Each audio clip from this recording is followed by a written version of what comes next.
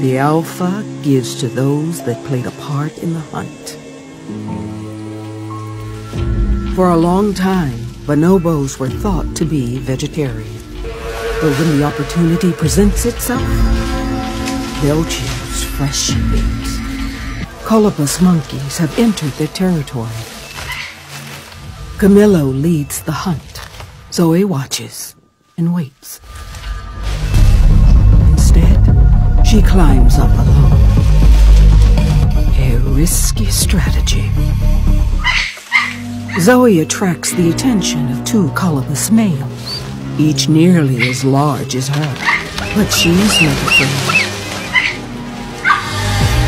Luring them to her and away from their young. A distraction that gives the bonobos the advantage. Now the young colobus are easy prey.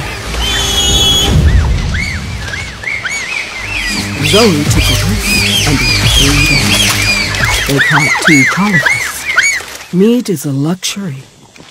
The alpha gives to those that played a part in the hunt. Zoe gets her first taste of meat with the new group.